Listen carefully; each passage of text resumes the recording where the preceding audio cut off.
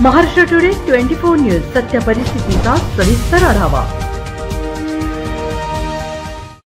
Social मीडियाच्या तंत्रज्ञानाच्या युगातही वर्तमानपत्रामधून प्रकाशित होणाऱ्या बातम्यांवर वाचकांची विश्वासार्हता कायम असल्याचे भाजपाचे नेते व माजी आमदार सुजितसिंह ठाकूर यांनी व्यक्त केले।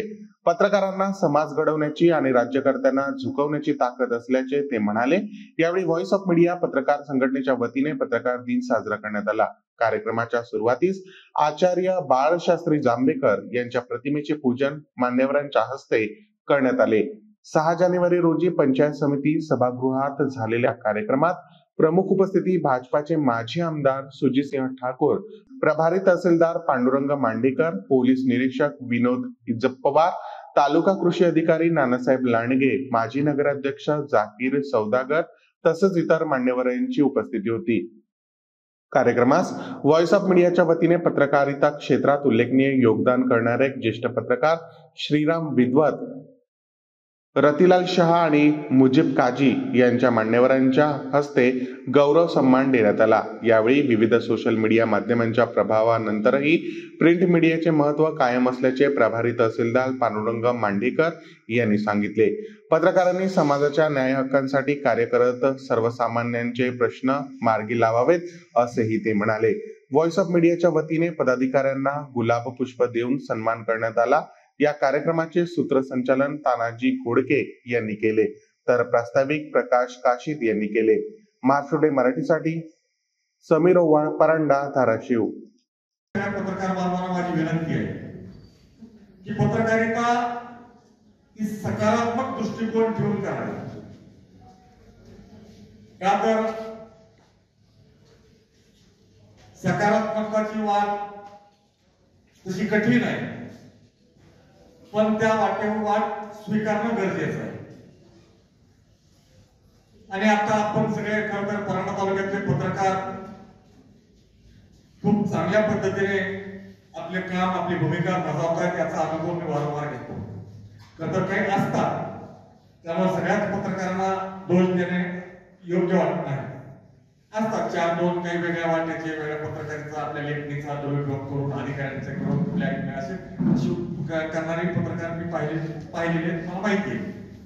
त्यामुळं आपले पत्रकारांनी आपली समाजातली भूमिका खूप मोठी आहे, त्याची जाण आणि भान ठेवून त्या पत्रकारिता क्षेत्रात काम करणं आवश्यक आहे।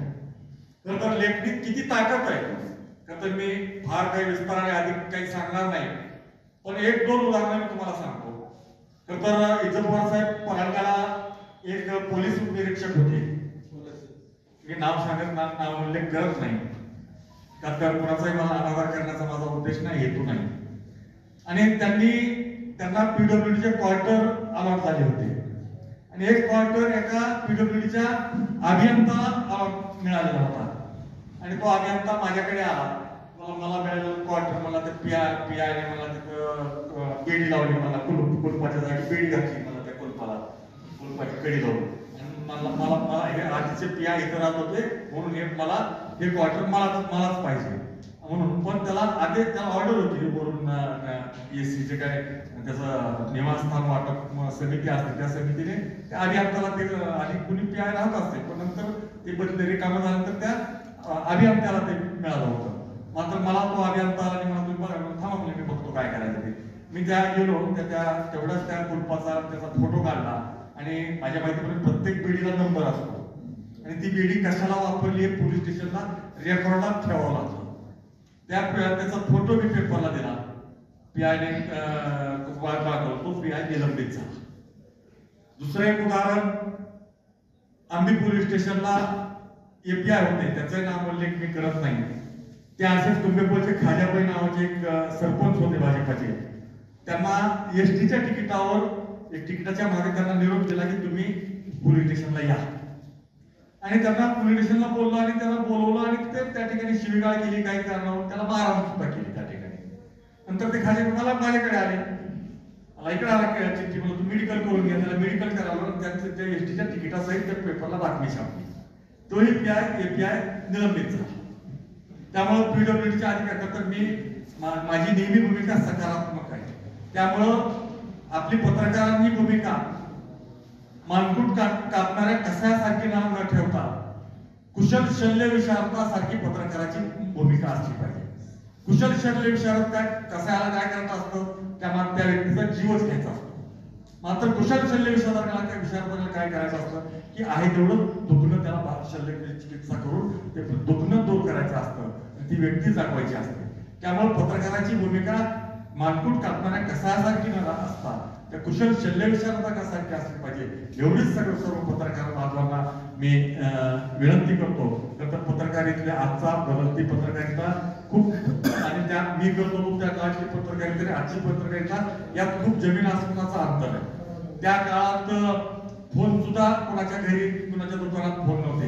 एकमेव टेलिफोन होता, इथे टपाल कार्यालयात पोस्ट कार्यालयात फोन होता. तर बातमी द्यायची असेल तर ट्रंकाल बुक करावं लागायचं. त्या तातडीची बातमी द्यायची असेल तर त्या टपाल कार्यालयात ट्रंकाल बुक करायचा. आणि आजच महाराष्ट्र टुडे 24 न्यूजला सबस्क्राईब करा आणि सत्य परिस्थितीचा सविस्तर आढावा पहा.